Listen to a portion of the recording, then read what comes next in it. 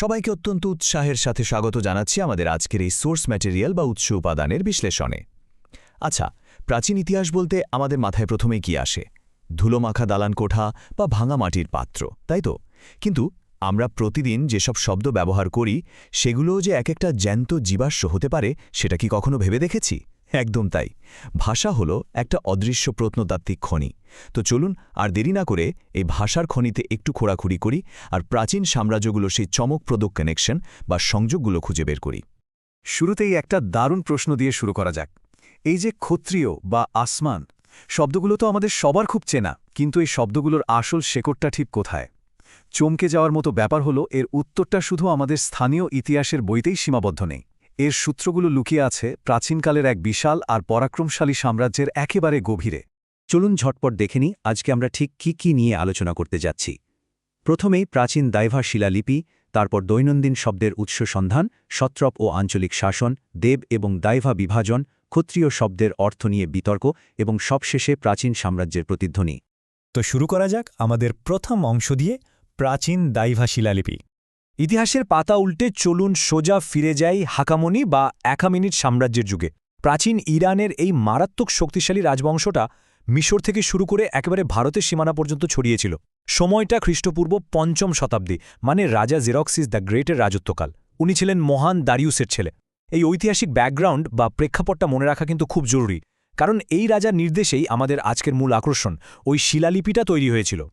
আমাদের আজকের এই ভাষাতাত্ত্বিক রহস্যের আসল চাবিকাঠিটা হল প্রাচীন ফার্সি ভাষায় কিউনিফর্ম বা কিলোকাকার লিপিতে লেখা একটা পাথর। এটিকে বলা হয় দাইভা বা দেবা শিলালিপি। প্রাচীন ইরানের তৎকালীন রাজধানী পার্সেপলিস থেকে হেনরি রলিনসন এটি আবিষ্কার করেন। এটা কিন্তু যে পাথর নয়, এটা হলো প্রাচীন ভারত আর ইরানের ভাষাগত এবং সাংস্কৃতিক সম্পর্কের একদম অকাট্য একটা প্রমাণ বা দলিল। এবার আমরা চলে যাচ্ছি আমাদের দ্বিতীয় অংশে, দৈনন্দিন শব্দের উৎস সন্ধান। প্রাচীন ফার্সি ভাষা থেকে শব্দগুলো কিভাবে সরাসরি আমাদের ভারতীয় ভাষাগুলোতে ঢুকে পড়েছে সেটা দেখলে সত্যি অবাক হতে হয়। যেমন ধরুন, প্রাচীন ফার্সি শব্দ আসমানাম থেকে এসেছে আমাদের অতি পরিচিত শব্দ আসমান বা আকাশ। ঠিক একইভাবে ভূমিয়াম থেকে ভূমি এবং ফ্রামানা থেকে ফরমান বা রাজকীয় নির্দেশ। মানে ভাবা যায় শব্দগুলো হাজার হাজার কিলোমিটার পথ পাড়ি দিয়ে শতাব্দীর পর শতাব্দী ধরে অবিকৃতভাবে আমাদের দৈনন্দিন জীবনের একেবারে অবিচ্ছেদ্য অংশ হয়ে উঠেছে। দারুণ ব্যাপার, তাই না? এবার চলুন তৃতীয় অংশে, সত্রপ এবং আঞ্চলিক শাসন। শুধু যে ভাষা এক জায়গা থেকে অন্য জায়গায় গেছে তা কিন্তু নয়, ভাষার হাত ধরে প্রশাসনিক কাঠামোও ভ্রমণ করেছে। একামিনিড সাম্রাজ্য এতটাই বিশাল ছিল যে একজন রাজার পক্ষে পুরোটা একা সামলানো আক্ষরিক অর্থেই অসম্ভব ছিল। তাই তারা সাম্রাজ্যকে বিভিন্ন প্রদেশে ভাগ করে এক একজন প্রাদেশিক শাসক বা সত্রপ নিয়োগ করতেন। বিশাল একটা সাম্রাজ্যকে কিভাবে বিকেন্দ্রীকরণ বা ডিসেন্ট্রালাইজ করে শাসন করতে হয়, এটা তার এক চমৎকার দৃষ্টান্ত। আর এই প্রাচীন ইরানি সত্রপ ব্যবস্থাটা কিন্তু শুধু ইরানেই থেমে থাকেনি। পরবর্তীতে ২য় শতাব্দী খ্রিস্টপূর্বাব্দে শক এবং কুষাণরা যখন ভারতীয় উপমহাদেশে আসে, তখন তারা মথুরা আর গুজরাটের মতো অঞ্চলগুলোতে ঠিক এই একই ছত্রপ বা সত্রপ ব্যবস্থা চালু করেছিল। মানে একজন প্রধান রাজা থাকবেন আর তার অধীনে থাকবেন অনেকগুলো আঞ্চলিক সত্রপ। এই পুরো কাঠামোটা সরাসরি প্রাচীন ফার্সি প্রভাব থেকেই আসা। এবার আমরা যাব চতুর্থ অংশে, দেব এবং দাইভা বিভাজন। একটু সতর্ক করে দিই, শব্দ এক হলেও বিশ্বাস সবসময় এক হয় না। তো এখানে সবচেয়ে গুরুত্বপূর্ণ পয়েন্টটা হল জেরক্সিসের এই রাজকীয় ঘোষণা। দাইভা শিলালিপিতে তিনি একদম পরিষ্কারভাবে বলেছেন যে তিনি আগের উপাসনা পদ্ধতি অর্থাৎ দাইভাদের মন্দির ধ্বংস করেছেন এবং তার বদলে পরম সত্তা অহুর মাজদার উপাসনা শুরু করেছেন। এটা কিন্তু স্রেফ কয়েকটা মন্দির ভাঙার নির্দেশ ছিল না, এটা ছিল একটা বিশাল বড় আদর্শিক আর ধর্মীয় রদবদল।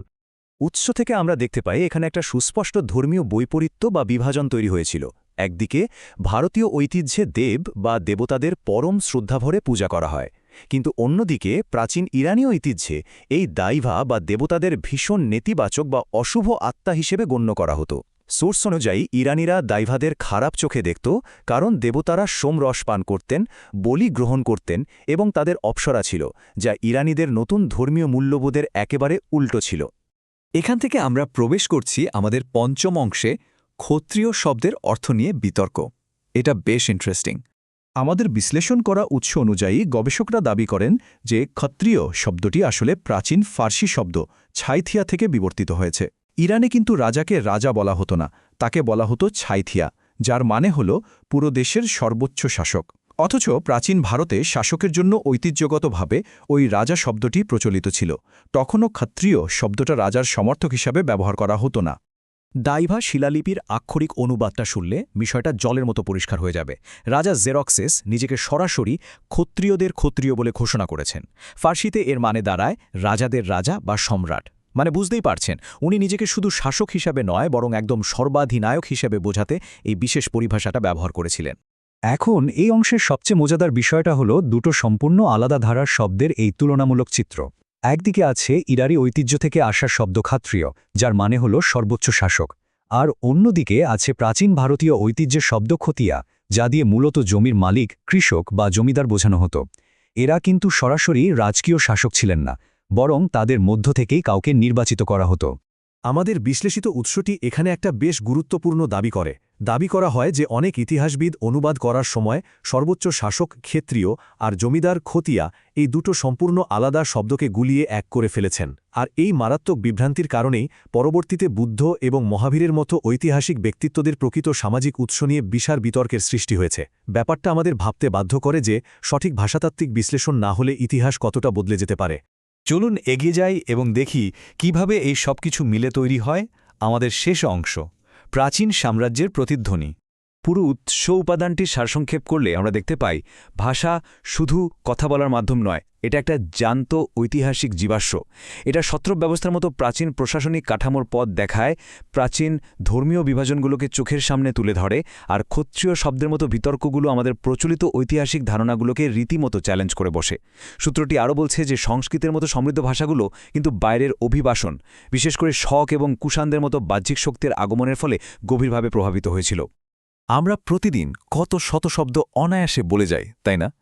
কিন্তু এর পেছনে লুকিয়ে থাকা এত বড় ইতিহাস হয়তো কখনো ভেবেই দেখি না। একবার ভেবে দেখলে অবাক হতে হয় যে আজ আমরা যে ভাষায় কথা বলি তার ঠিক কতটুকু আসলে প্রাচীন সাম্রাজ্যগুলোর বিভিন্ন সংস্কৃতি, সংঘাত আর মিলনের এক লুকানো মোজাইক। এই প্রশ্নটা মাথায় রাখলে গ্যারেন্টি দিয়ে বলতে পারি, ইতিহাসকে দেখার আমাদের যে নিজস্ব দৃষ্টিভঙ্গি সেটা চিরতরে বদলে যাবে।